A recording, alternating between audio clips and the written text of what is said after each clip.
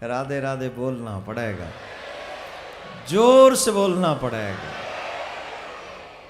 नहीं, आप सभी का स्वागत है और बड़ी संख्या में अगली बार पधारना तो पंडाल और भी बड़ा लगवाएंगे। और मैं तो कहता हूं गद्दों पे बैठने वालों को भी कभी कभी पंडाल लगवाने आना चाहिए, साइज बताने के लिए कि लीजिए इतना बड़ा पंडाल लगवाइए महाराज, तो हम और बड़ा। क्योंकि जितना धर्म आगे बढ़ेगा उतना ही आने वाली पीढ़ी सुरक्षित होगी, इसमें कोई दो राय नहीं। जितना धर्म बढ़ेगा उतने माँ बाप की आंखों में आंसू कम आएंगे, क्योंकि धर्मात्मा औलाद अपने माँ बाप की सेवा करती है और पैसे को चाहने वाली औलाद माँ बाप को धक्का मारकर अपनी उनके साथ में निकल जाता है। समझ गए होंगे अपनी उनके।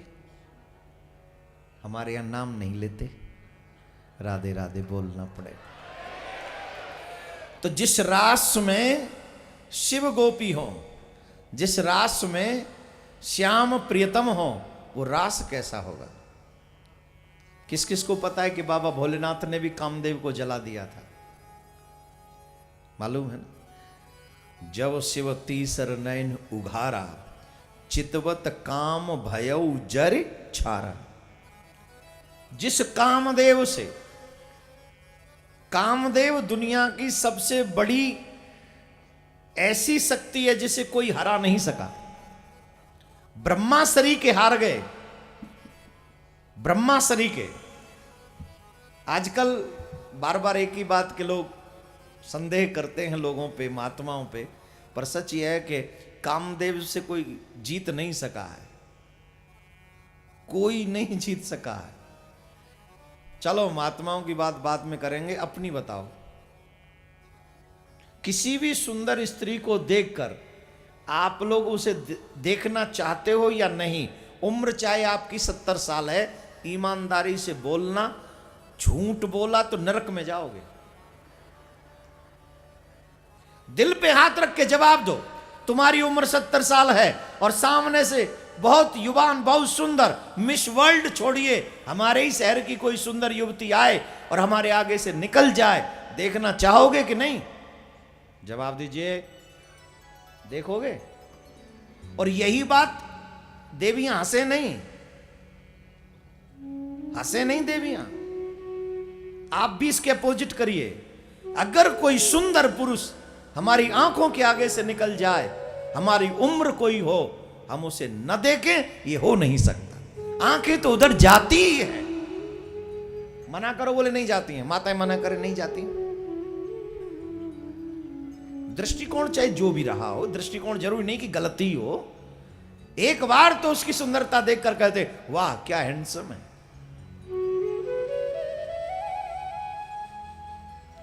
अब मुझे बोलना नहीं चाहिए,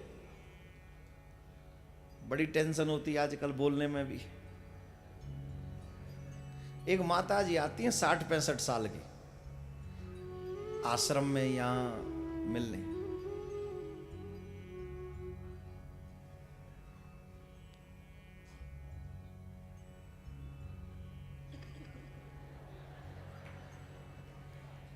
गलत भावना नहीं है, आप कुछ गलत मत सोचना, पर पता नहीं क्यों मुझे अच्छा नहीं लगता। अब ये बात मैं कहीं बोल दूं तो कहेंगे ये जो भाव खा रहे हैं। भाव खाने वाली बात नहीं है, ये प्रकृति है, ये नेचर है।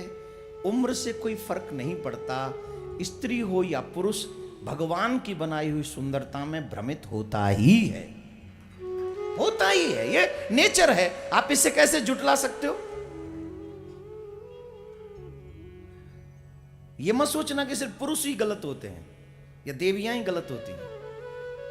थोड़े से फेमस हो जाओ तो आपको पता चलेगा आपके अपोजिट वाले सब गलत होते। सब नहीं, मतलब बहुत अधिकांश संख्या में।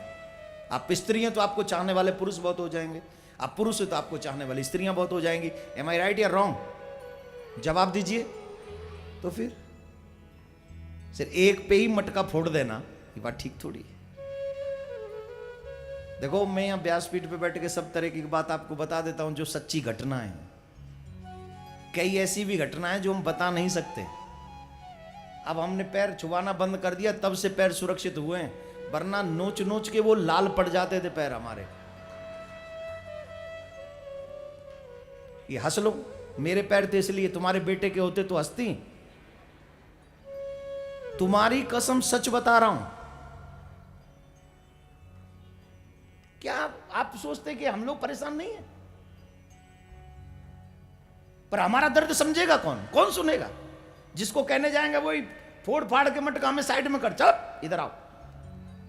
पर हमेशा बेटे ही गलत नहीं होते, कभी कभी बेटियां भी गलत हो सकती हैं। मैं ये नहीं कह रहा हूं कि मैं परफेक्ट हूं या आप परफेक्ट हैं, कोई परफेक्ट नहीं इस दुनिया में। भगवान की बनाई हुई सुंदरता को, काम इस संसार की सबसे खतरनाक शक्ति है। याद रखिए इस बात को, इजीली समझ लो। काम इस संसार की सबसे खतरनाक शक्ति है। इसीलिए हमारे शास्त्रों में कहा गया है कि जवान बेटी के साथ बाप को भी कभी अकेले नहीं रहना चाहिए, जवान भाई के साथ बहन को नहीं रहना चाहिए, जवान बेटे के साथ मां को नहीं रहना चाहिए।